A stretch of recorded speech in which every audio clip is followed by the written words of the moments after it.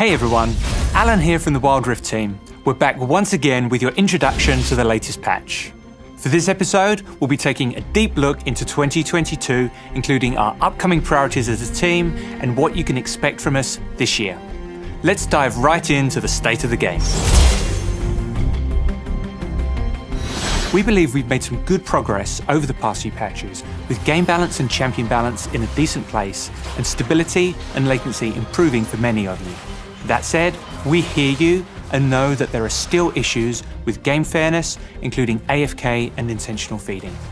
We also want to give you more visibility on when we penalise players based on your reports. These are really high priorities with the team, even if we don't have specific updates today. We're still working on releasing into South Asia as well as our console version of the game, but we won't have any updates on those in 2022. We appreciate your patience while we've been working through these, and we look forward to providing more news when we can. Today, we're going to spend a lot of time talking about gameplay. Looking at patch 3.1, we're taking a big step forward with our largest gameplay overhaul yet. Wild Rift is going elemental. Elemental Rift is an evolution of the current Wild Rift map, adapting the dragon and terrain mechanics from League PC, but with a few streamlined changes. This will look a little different from what you saw in January, because we're looking to achieve a few new things. In addition to team comps, runes, and item builds, we want to make games play out differently each time. Between objective team coordination and individual ability to impact a game, Elemental Rift will give us more tools to make sure that the game remains dynamic and fun.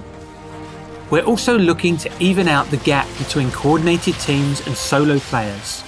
We have a few ideas on how we can achieve this, and trying a variety of changes in the future will help us hit these goals in the most satisfying way possible.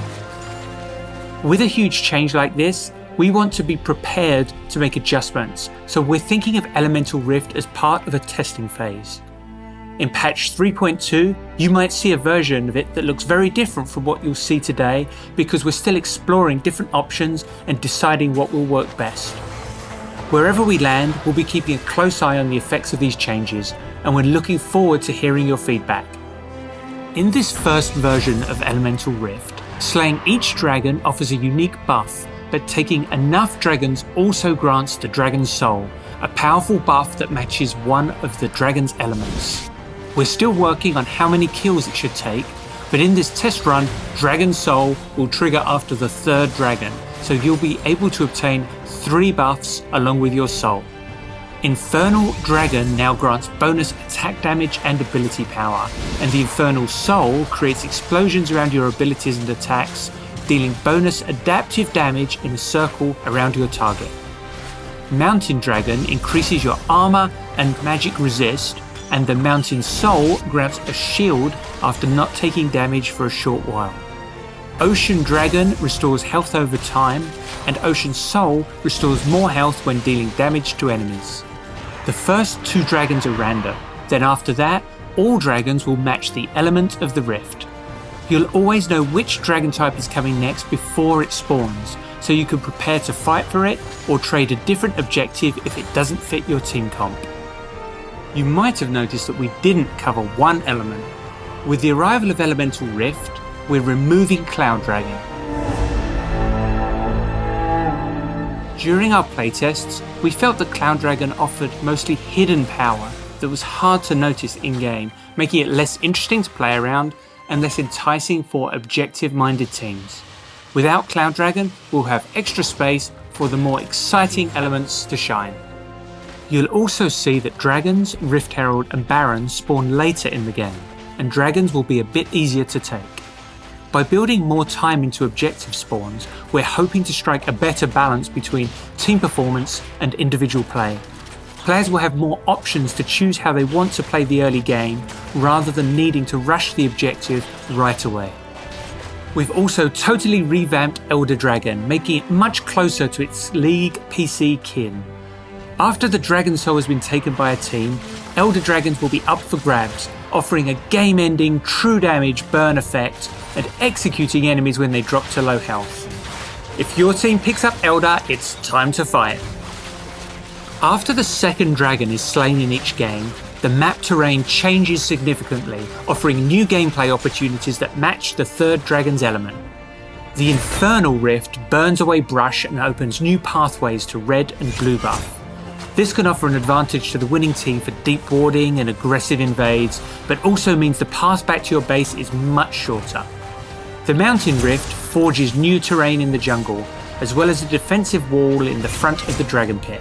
This rift offers new flanking routes and ways to force your opponents into a bottleneck for an AoE explosion.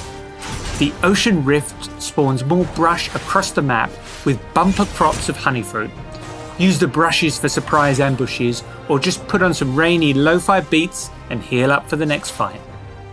Whether you're hopeful or nostalgic, we know there are many gameplay elements that players love about this map, and we aspire to keep the spirit of the Rift true for Wild Rift players. However, we're also hoping to address some of the gameplay pain points you may have encountered. So, we'll be testing this Rift during limited time windows in a totally separate queue during patches 3.1 and 3.2. This will allow us to monitor and make adjustments before it replaces the existing Wild Rift map fully in our pre-season in patch 3.3 later this year. Until then, enjoy the current Rift in ranked and esports broadcasts as we head towards the Icons Global Championship. And again, we're exploring versions of Elemental Rift that might look different from this one, or even from what's currently in League PC. Expect to hear more about that in the future.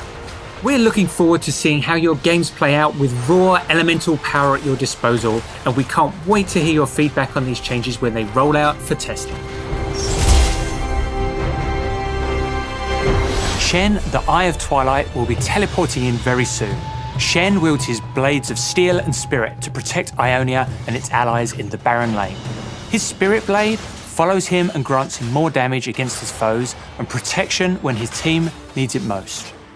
Shen isn't a particularly stealthy Kinku, but he makes up for it with defensive options and hard crowd control. Slide on into the enemy team to taunt them and block basic attacks with Spirit's Refuge to nullify enemy carries. With extreme tankiness and the ability to stand united with allies from anywhere on the map, Shen maintains the balance for his team at any cost. Tipping the scales in support and mid lane, Karma, the Enlightened One, empowers her teammates and slows her foes. Karma has a couple of changes from her PC version, with a greater focus on her Battle Mage playstyle. We thought we'd go into a little more detail with Karma to highlight some of her differences. First up, we've moved Karma's ultimate to her passive.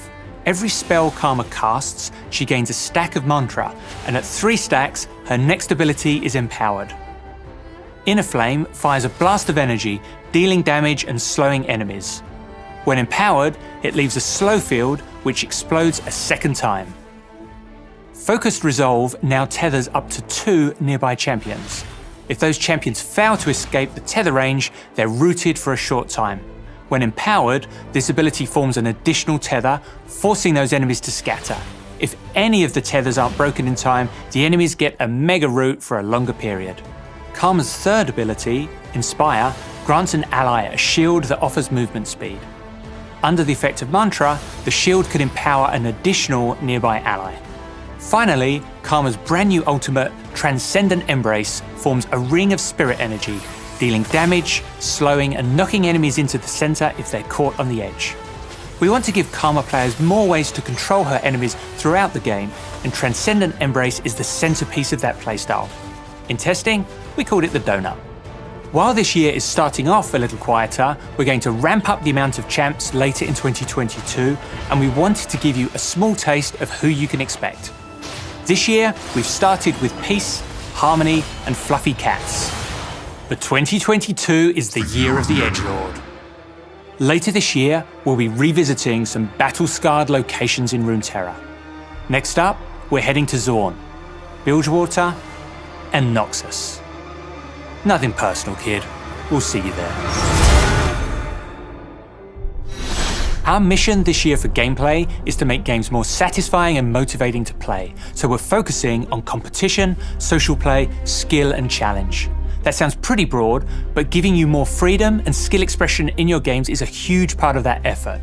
And of course, keeping the game balanced is a top priority too. We're giving more options to fighters in this patch with the introduction of new items. Divine Sunderer is the perfect option for champs looking to brawl who want some extra health and damage. We want to offer a sturdier alternative for bruisers that traditionally build Trinity Force. After using an ability, your next basic attack will deal a percent of your target's maximum health as bonus damage. If that target is another champion, you will also heal for some of the damage you dealt. Hullbreaker is for champs who want more durability and split-pushing power. While no ally champions are near you, you'll gain bonus armor and magic resist and deal more damage against structures. You'll also give a mini boost to nearby minions so they can keep you company on your split-pushing journey. Also in this patch, we're making some small changes to other items. Fimbulwinter will be more closely aligned with its PC version, offering its trademark shield on slows as well as hard crowd control. Death Stance is becoming an AD and armor item, as we felt that there were too many unimpactful choices offered by the AD and health items in Wild Rift. Fulfilling its original intended purpose, we're reworking Solari Charge Blaze passive to make it more appealing to marksmen. Hextech Mega Drive is getting a significant buff for champions that can pull off several stuns at once, like Morgana or Alistar. Pulling off the perfect CC chain could mean you get to cast your active item multiple times in a fight. In addition to a whole host of items, we wanted to take a close look at the support role. We know supports have needed more love for a while, so in this update, we're rebalancing support summoner spells to give players more active options in the laning phase and in teamfights. First, we're strengthening the initial slow on exhaust to give more offensive and defensive options. Heal will now grant more health to the healed ally and less to the user. And Ignite is retuned to be more effective in the early game and weaker in the late game. One idea we're thinking about for 2022 is theming our major patches to address specific game balance or systemic changes. Next patch, we're hoping to have some updates on map vision, and we're also looking at the impact of our current rune set. Which system should we look at next? Leave us some suggestions in the comments. The next season of Ranked will soon be underway, and that means there's a new glorious skin up for grabs. Just make sure she doesn't grab you first. With the start of the new year of Ranked, we're giving the glorious theme a makeover. Glorious Crimson Evelyn is your skin reward for this season. The best is, don't let her flop. Starting with Evelyn, you can also grab what we're calling a weapon augment for glorious skins in the Ranked store to serve even harder. This visual update empowers the Chosen Champ's source of power to recognize your commitment to the climb. With our explorations coming to an end, many mysteries are still left unsolved. Thankfully, we've hired some private expertise, as psychic detective Senna is on the case and making her debut in this wild past, just in time to help us get to the bottom of this mind-bending world. In Champ Select, if you're in the jungle, you'll now automatically be assigned Smite. This way, you won't face final boss level 1 red buff if you accidentally switched away. We're introducing the News tab. Patch notes, game news, community events, esports and videos are now easily accessible through the app. As we mentioned in January, we're going to be running more events this year with less downtime between each one. But part of that is going to be varying the types of events we run and experimenting with different ways to play. To give you a taste of what's happening later this year in Wild Rift, we'll be revisiting High Noon, Pool Party, Pulsefire, and maybe even further beyond. Sorry, I got distracted. Our biggest focuses this year will be on our shared moments with League PC, like Lunar New Year. We'll collaborate a few times a year on huge, unforgettable moments with new skins, stories, and more.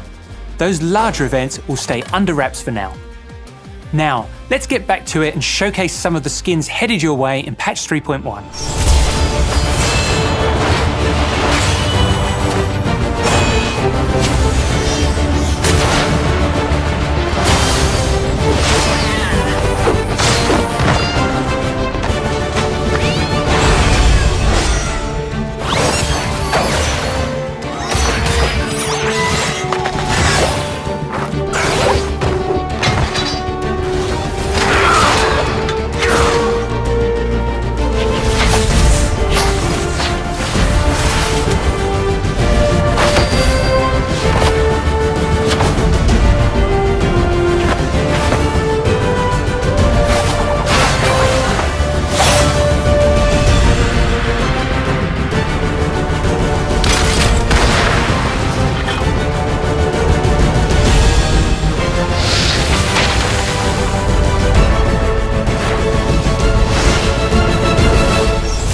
We'll be back in May with more updates and announcements. We wish you good luck on your climb, harness the power of dragons, and get ready to defend Runeterra's connection to the spirit realm. Thanks everyone, and we'll see you on the Rift.